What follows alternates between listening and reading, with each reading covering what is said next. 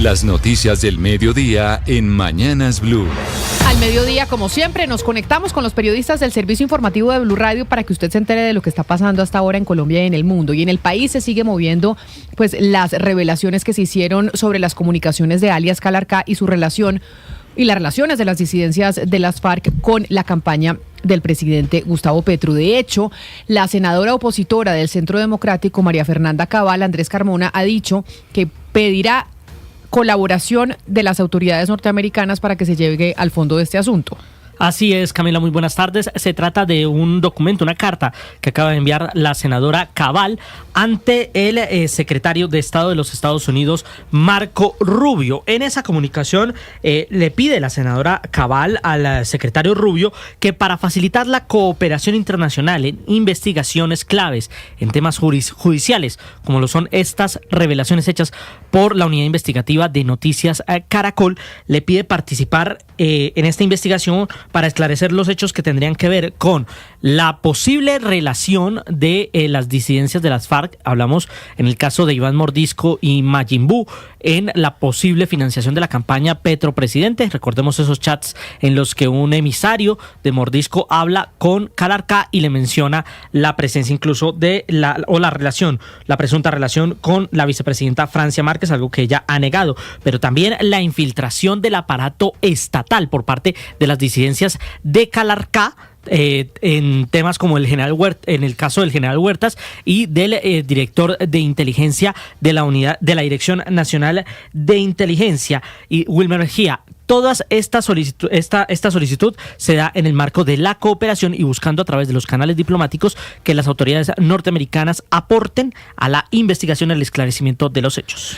12 del día, 2 minutos. Gracias, Andrés. Y cambiamos de tema porque la Corte Suprema de Justicia confirmó la prohibición que se le impuso al exjefe paramilitar Salvatore Mancuso para poder ingresar a departamentos como Córdoba, donde este hombre delinquió. El alto tribunal tomó esta determinación al considerar que la medida protege obviamente a las víctimas y evita la revictimización. Kalila Peña. La Sala Penal de la Corte Suprema de Justicia confirmó la prohibición impuesta al exjefe paramilitar Salvatore Mancuso para ingresar libremente o residir en Córdoba y otros departamentos donde ejerció influencia como comandante de las AUC y donde dejó miles de víctimas. La decisión mantiene el fallo de primera instancia proferido por una juez de ejecución de penas de justicia y paz, quien dispuso que cualquier ingreso del excomandante a esos territorios solo puede hacerse mediante autorización judicial o en el marco de actos de perdón validados por las autoridades. Mancuso había solicitado tumbar la restricción argumentando que tenía arraigo en Montería y que la medida le impedía reunirse con su familia. Además señaló que la decisión lo sometía a un destierro indefinido. La Sala Penal, sin embargo, rechazó de plano sus argumentos. Los magistrados concluyeron que la medida es proporcional y necesaria para la protección de los derechos de las víctimas, las cuales se concentran principalmente en los mismos territorios donde Mancuso delinquió. En el fallo se recuerda que la Ley 975 de 2005, que estructura el proceso de justicia y paz, fue diseñada precisamente para garantizar los derechos de quienes sufrieron la violencia paramilitar y que por tanto el Estado tiene la obligación de asegurar su efectiva protección. 12 del día, 3 minutos. Y la Defensoría del Pueblo cuestionó al gobierno por el uso de facultades en el proceso de paz con las disidencias de las FARC al mando de alias Calarcá y rechazó los posibles vínculos entre el grupo armado y funcionarios del Estado. Denunció además incumplimientos en los compromisos de las disidencias y exigió la liberación inmediata de los menores reclutados. La información la tiene Cristian Correa. A propósito de las revelaciones de Noticias Caracol sobre presuntos vínculos entre miembros del Estado Mayor de los bloques y frentes conocidas como las disidencias de alias Calarcá y miembros de la Fuerza Pública y funcionarios del Estado, la Defensoría del Pueblo expresó su preocupación por el rumbo del proceso de paz con estas disidencias. El organismo advirtió que las decisiones del gobierno, como la suspensión de órdenes de captura, deben usarse solo con fines humanitarios y no para facilitar la movilidad de grupos armados ni encubrir delitos. Recordó el caso de Anorí en Antioquia, donde se detectó el traslado de integrantes de esta disidencia con dinero, armas y un menor de edad, pese a no tener beneficios judiciales. La Defensoría también alertó sobre el incumplimiento de los compromisos del Estado Mayor de los bloques y fronteras a la mesa de diálogo, como el fin del reclutamiento infantil y la concentración en zonas de paz. En la práctica, dijo que el grupo ha fortalecido su presencia armada y el control territorial en regiones como Caquetá, Meta, Huila y Catatumbo. Ante este panorama, la entidad pidió a la Fiscalía y a la Procuraduría investigar los posibles vínculos entre funcionarios del gobierno y los jefes de las disidencias y reiteró el llamado al grupo armado para liberar de inmediato a todos los menores reclutados como muestra real de compromiso con la paz. Y la Unión Sindical Obrera Uso ratificó en las últimas horas que no apoya la venta del yacimiento Permian y por el contrario solicitó al gobierno que se evalúe los pilotos de yacimientos no convencionales, así como fortalecer la autosuficiencia que tiene el país. Laura Olarte. La USO menciona que el Permian ha contribuido a la producción y las reservas de la empresa, por lo que rechazan la venta de la cuenca y por el contrario piden que se fortalezca la inversión de negocio del petróleo y gas y las energías alternativas. 750.000 barriles de crudo ha producido Ecopetrol, que según el presidente de la Unión Sindical Obrera, César Loza, son buenos resultados. Sin embargo, en las últimas cifras de la actividad de Ecopetrol se han registrado algunas disminuciones, situación que según la USO equivale a la tasa de cambio y el precio internacional del barril en crudo. César Loza, presidente de la USO. La tasa de cambio, por cada dólar se reciben menos pesos y la otra situación que impacta es el precio internacional del barril de crudo, que ha bajado más de $15 en el último año y medio. Y aunque el gobierno dice no al fracking frente a este panorama, la USO sigue poniendo sobre la mesa que el gobierno contemple los pilotos de yacimientos no convencionales para hacer uso de la autosuficiencia energética que tiene el país. 12 del día, 6 minutos. Y la Unión Sindical Obrera Uso ratifica que no apoya la venta del yacimiento Permian y por el contrario solicita al gobierno que se evalúe los pilotos de yacimientos no convencionales y así fortalecer la autosuficiencia que tiene el país. Laura Olarte. Y en segundos hablamos de Cali porque cada 2 horas una mujer denuncia un caso de violencia intrafamiliar. Este año es la cifra más alta en los últimos 6 años, según el Observatorio Cali. ¿Cómo vamos? A propósito, pues como veníamos hablando en el programa, hoy es el Día Internacional de la Eliminación de la Violencia contra la Mujer. Vamos a Cali, Lina Vera. Hoy, 25 de noviembre, se conmemora el Día Internacional de la Eliminación de la Violencia contra la Mujer. Las cifras en Cali siguen siendo alarmantes. 7.767 mujeres han sido atendidas este año por distintos hechos de violencia, según el informe del CIMU, entre el 1 de enero al 6 de noviembre del 2025. El 40% de los agresores de mujeres estarían entre los 18 y 29 años y serían sus exparejas. Pues según este informe, cada 2 horas una mujer denuncia violencia intrafamiliar en Cali. Daniela Conexio, presidente de la Fundación WW Colombia. La violencia de género empieza con la dependencia y la precariedad. Se alimenta de una desigualdad estructural que le roba a las mujeres la capacidad de elegir. Desde la Fundación WW Colombia creemos que la estrategia más inteligente para combatir la violencia es la que se enfoca en fortalecer las capacidades de las mujeres. Y es que las mujeres no son violentadas únicamente en espacios físicos, sino que estas prácticas se refuerzan en los entornos digitales. Al menos el 53% de las mujeres que utilizan Internet en sus trabajos, en actividades como atender reuniones, enviar correos y responder chats, han sufrido algún tipo de violencia de género a través de plataformas digitales. 12 del día, 8 minutos. Y después de 2 ataques sicariales que dejan 3 muertos, la alcaldía de Yondó en Antioquia decretó toque de queda y prohibición del parrillero hombre en moto. Héctor David Santamaría. Hay que tener en cuenta que en menos de 24 horas fueron asesinadas 2 personas en un ataque sicarial y un líder social. El caso más grave dejó 2 hombres muertos y otros 2 heridos dentro de un establecimiento abierto al público en el casco urbano del municipio de Yondó. Las víctimas fueron Luis Ángel Marín Martínez, de 56 años, y David Rodríguez Bastos, con 51 años. Ante estos episodios de violencia se tomó medidas en el municipio. Su alcalde, Gerson Ariza. Sabemos que es la disputa que se tienen estos grupos de territorio, esa confrontación que hoy se vivía en la zona rural. La medida aplica las 24 horas del día y será vigilada por la policía. La preocupación es que ya van 25 muertes violentas este año en Yondó.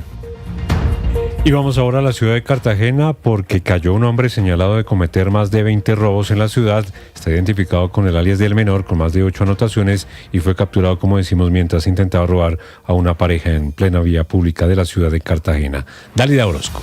Con más de 8 anotaciones judiciales y señalado de cometer más de 20 robos a personas y comercios en lo corrido del año, alias el menor era uno de los delincuentes más perseguido por la policía en Cartagena. El hombre de 27 años fue capturado en plena vía pública cuando pretendía robar a una pareja. Durante la captura, a este presunto delincuente le fue hallado una pistola. General Helber Yesid Peña, comandante de la policía en Cartagena. Para pedirle a los ciudadanos que reconocen a este individuo conocido con el alias del menor, para quien haya sido víctima de hurto en cualquier modalidad, acudan inmediatamente a la URI de Canapote para que pongan su denuncia y así maximizar el esfuerzo que hace la ciudadanía informando, la policía cumpliendo con la labor. Las actuaciones de alias El Menor quedaron registrados en varios videos que circulan en redes sociales. 12 del día, 10 minutos. La Procuraduría articula acciones urgentes para proteger a niños yucpa que han llegado a Barranquilla y son usados para mendicidad en diferentes sectores de la ciudad. Evalúan la entrega de apoyos alimentarios para estos niños. Diana Ospino. Si bien desde el año 2023 el Instituto Colombiano de Bienestar Familiar junto con el Distrito de Barranquilla han venido atendiendo a familias del pueblo indígena yucpa que se ha asentado en esta ciudad y que ha terminado en situación de mendicidad con niños y adolescentes, este problema persiste. Ante este panorama, la Procuraduría General realizó un llamado a entidades locales y nacionales, quienes han adoptado medidas preventivas urgentes para priorizar los derechos y la seguridad de estos menores indígenas al evidenciar reiterados casos de vulneración de sus derechos. Durante una mesa de trabajo liderada por la Procuraduría en Barranquilla, el ICBF, la Policía de Infancia y la Secretaría de Gestión Social del Distrito acordaron la verificación inmediata de las denuncias, el fortalecimiento de los procesos de protección y el desarrollo de jornadas de sensibilización para prevenir la mendicidad y explotación infantil. La Secretaría de Gestión Social anunció además que adelantarán una caracterización completa de esta comunidad para evaluar la entrega de apoyos alimentarios para la primera infancia. Y hay una buena noticia: el programa de cuidado clínico de trasplante pediátrico del Hospital Internacional de Colombia, esto en Santander, fue certificado como centro de excelencia por la Joint Commission International, que es un organismo que acredita a los más prestigiosos hospitales en todo el mundo. Julián Patiño. La certificación representa un sello de garantía para las familias colombianas al validar que los niños atendidos en el Hospital Internacional de Colombia reciben cuidados clínicos basados en los estándares internacionales más estrictos, con procesos diseñados para proteger su vida y su corazón. El doctor Víctor Raúl Castro Mantilla, presidente de la Fundación Cardiovascular, destacó este logro. Dentro de nuestro plan hemos diseñado una estrategia de lograr 100 centros de excelencia acreditados. Esto es muy importante porque cuando un centro de excelencia recibe la acreditación, es la garantía de que es el mejor sitio para ser tratado en esa patología. Cabe resaltar que este programa cuenta con una infraestructura logística sin precedentes, pues el Hospital Internacional de Colombia es la única institución de salud en el país con un avión ambulancia propio, equipado para trasladar simultáneamente pacientes y órganos como el corazón. Esta capacidad permite actuar con inmediatez en procedimientos donde cada minuto es decisivo. La noticia internacional. En el mundo, Donald Trump da otro golpe al programa de refugiados de Estados Unidos. Su gobierno ha ordenado que se revisen los casos de más de 230,000 personas admitidas durante el mandato del expresidente Joe Biden para determinar si los beneficiados cumplían los criterios de admisión cuando se les permitió entrar en el país de acuerdo a un memorando interno. Este documento también ordena detener todo el proceso de solicitudes de residencia permanente para los refugiados que ingresaron bajo la administración Biden. En el memo, firmado por el director del Servicio de Ciudadanía e Inmigración de Estados Unidos, se alega que durante los 4 años del gobierno Biden se priorizó la conveniencia y la cantidad por encima de la selección y verificación detalladas de los solicitantes. Si la agencia encuentra que una persona no reunió los requisitos necesarios para entrar al país como refugiado, se le revocará el estatus y no tendrá derecho a apelar la decisión. Los refugiados deben demostrar que fueron perseguidos o temían ser perseguidos en sus países de origen por motivos de raza, religión, nacionalidad, opinión política o pertenencia a un grupo social determinado. Se someten a un riguroso proceso de selección antes de entrar en Estados Unidos, que suele durar varios años. La noticia deportiva. La noticia deportiva llega desde Bogotá, donde Millonarios acaba de presentar a su nuevo director deportivo. En una conferencia de prensa al norte de Bogotá, Enrique Camacho, el presidente del club, presentó a Ariel Michalotzus como nuevo director del área deportiva de Millonarios. Michalotzus, argentino, cuenta con experiencia en la dirección deportiva de Newell's Old Boys y fue miembro de la Secretaría Técnica de River Plate. El argentino habló de su plan de potenciar las divisiones menores del equipo. De igual manera, Enrique Camacho, el presidente de Millonarios, confirmó que el equipo sí se contactó con James Rodríguez, pero que esas conversaciones no avanzaron. Las principales tendencias en redes sociales. A esta hora es tendencia el numeral Ni Una Más a propósito del Día Internacional de la Eliminación de la Violencia contra la Mujer. Según datos de CEPAL, al menos 3.828 mujeres fueron víctimas de feminicidio o muerte violenta en 2024.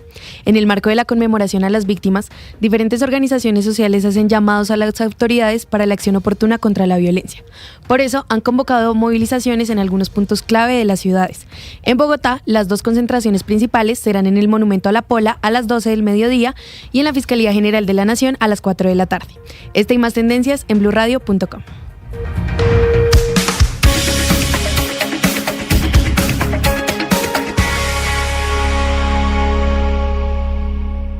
Llega el